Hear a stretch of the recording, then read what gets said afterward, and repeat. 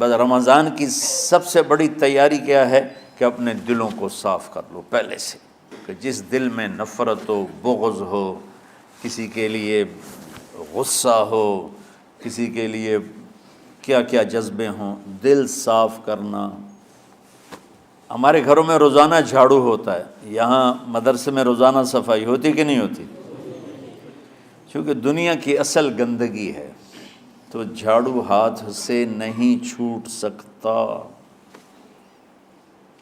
حرم شریف میں دیکھا کیسے چاروں طرف خدام پھر رہے ہوتے ہیں برش لے کر، تو دل پہ غبار ایسے آتا ہے جیسے صحن میں غبار آتا ہے، دل پہ گندگی ایسے آتی ہے جیسے صحن میں آتی ہے۔ تو ہم نے نظام بنایا ہوا ہے، لوگ مقرر ہیں وہ روزانہ جھاڑو دیتے ہیں۔ تمہارا دل ایک آنگن ہے، ایک صحن ہے، اس میں بغض، نفرت، حسد، پتہ نہیں کیا کیا گندگیاں آئیں گی اور آتی رہیں گی۔ بچوں ایک کام کرو، جھاڑو پکڑ لو، صاف کرو۔ یا اللہ معاملہ تجھ سے کرنا ہے، لوگوں سے نہیں۔ کسی نے برا کہا، کسی نے غیبت کی، کسی نے گالی دی، کسی نے دھکا دیا، کسی نے حق مارا، کسی نے کچھ کیا، یا اللہ تیرے سپرد میں نے اپنے دل کو سب سے صاف کیا، میں نے اپنے دل کو سب سے صاف کیا۔ یہ اتنی بڑی عبادت ہے کہ بڑے بڑے نفلوں والے، تہجد والے، حج عمرے روزے والے تمہیں نہیں پکڑ سکیں گے، کیونکہ اس کا کرنے والا دنیا میں کوئی نہیں۔ نفل پڑھنے والے تو بے شمار ہیں، عمرے کرنے والے بے شمار ہیں، علماء بے شمار ہیں، حاجی بے شمار ہیں، سخاوت کرنے والے بے شمار ہیں، لیکن اس ٹکڑے کو صاف کرنے والا لاکھوں میں ایک بھی نہیں ہے۔ مشکل کام ہے، آپ یہ سیکھ لیں، صاف کرو، صاف کرو، صاف کرو۔ یہ رمضان کی سب سے بڑی تیاری اور علم کو حاصل کرنے کی سب سے بڑی چابی ہے کہ اپنے دل کو کھلا کر لو۔ کوئی چیز خالی ہوگی تو کچھ آئے گا۔ جس دل میں بغض بھرا ہو، نفرت بھری ہو، حسد بھرا ہو، کینہ بھرا ہو، اس میں خاک آئے گا، اس میں تو علم کی ایک کرن بھی نہیں آئے گی۔ اس زبان سے چاہے جتنے مرضی موتی بکھیرے، دل اس کا اندھا ہوگا۔ لا تعمى الابصار ولكن تعمى القلوب التي في الصدور۔ یہ آنکھوں سے اندھے نہیں، دل سے اندھے ہیں۔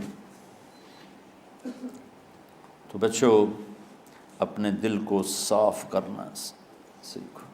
وہ کتنی مشہور حدیث ہے، آپ نے کہا اس دروازے سے ایک جنتی آ رہا ہے، تو ایک انصاری صحابی داخل ہوئے، جوتا ہاتھ میں، داڑھی میں وضو کا پانی۔ اگلے دن اس دروازے سے ایک جنتی آ رہا ہے، تو ایک صحابی آئے، ہاتھ میں جوتا، داڑھی میں وضو کا پانی، وہی صحابی۔ اگلے دن اس دروازے سے ایک جنتی آ رہا ہے، تو وہی صحابی 3 دن جنت کی بشارت لی انہوں نے۔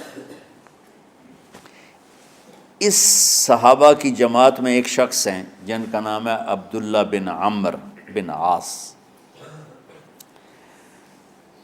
ان سے بڑا عبادت گزار صحابہ میں کوئی نہیں تھا، نہ سابقین میں نہ متاخرین میں، نہ پہلوں میں نہ بعد والوں میں۔ ان کی عبادت کیا تھی؟ ساری رات جاگنا، سارے دن کا روزہ، اور ایک ختم قرآن صبح سے شام تک۔ اتنی اللہ نے طاقت دی تھی۔ پھر وہ غلوب والی بات آ گئی، ایکسٹریم ہونے والی بات آ گئی۔ ان کی شادی والی رات حجلہ عروسی میں داخل ہو رہے ہیں، دلہن کے کمرے میں داخل ہو رہے ہیں، اور مصلی بچھا کے اللہ اکبر، اور دیر نفل تے نفل، دیر نفل تے نفل۔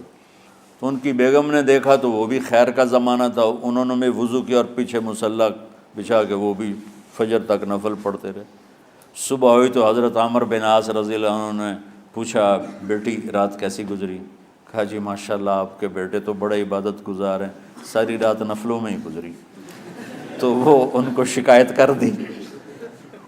حضرت عمرو بن عاص کو اتنا غصہ چڑھا، بیٹے کو تو کچھ نہیں کہا، کتنی حکمت کی بات ہے، سیدھے گئے اللہ کے نبی کے پاس، یا رسول اللہ یہ عبداللہ دیکھیں کیسا نادان ہے، اس کی شادی کی ساری رات نفل پڑھتا رہا۔ تو آپ کہتے ہیں ماشاءاللہ ماشاءاللہ کتنی بڑی بات ہے۔